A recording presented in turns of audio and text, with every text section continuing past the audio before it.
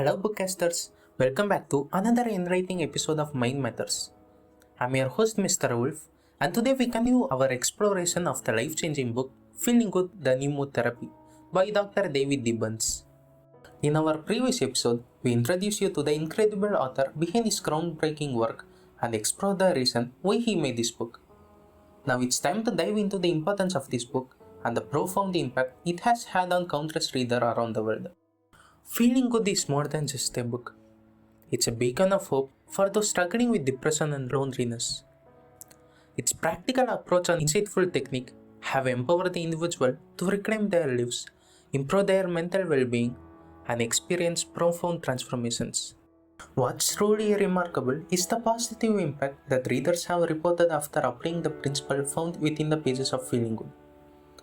Many have shared stories of newfound hope, a sense of control, and a shift towards a more optimistic outlook on life. Now, let's talk about the structure of the book. Feeling Good is divided into 11 chapters, each addressing a crucial aspect of understanding and overcoming depression and loneliness. Each chapter is like a stepping stone on the path to emotional well-being. Let's start discussing chapter 1, which talks understanding your moods. This chapter lays the foundation for the entire book, helping us comprehend the intricate connection between our thoughts, feelings, and behaviors. Understanding this link is crucial for tackling depression and anxiety effectively. So, let's dive in. To begin with, imagine waking up on a bright sunny morning, excited about the day ahead. You have plans to meet your friends for a picnic at the park. You get dressed, pack your bags, and head out. But just as you arrive at the park, you receive a text from your friends saying they can't make it. How would you feel? Some of you might feel a little disappointment or sad, while others might shrug it off and make new plans. This emotional response can vary from person to person based on how they interpret the situation. And this is where understanding your moods come into the play.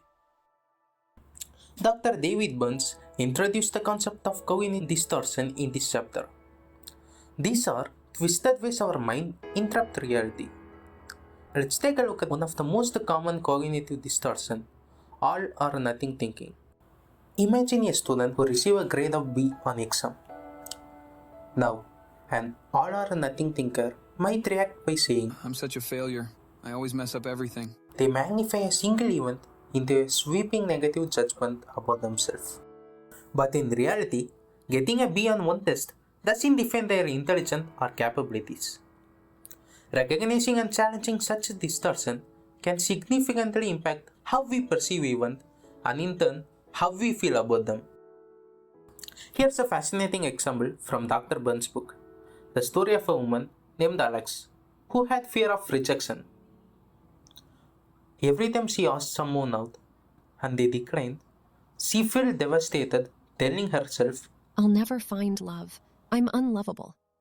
Through therapy, Alex tried to identify her cognitive distortion and challenge them.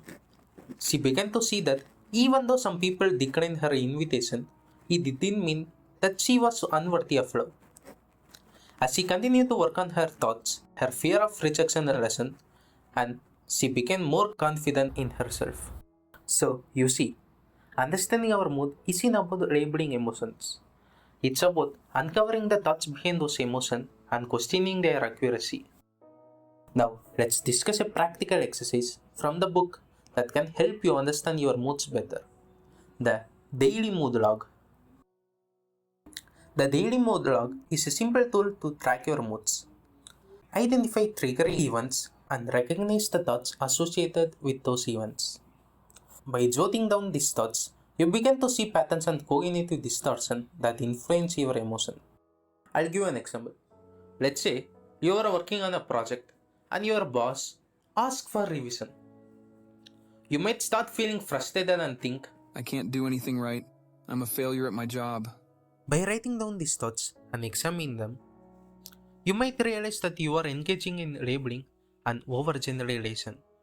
You are not acknowledging that everyone makes mistakes and revision are part of creative process.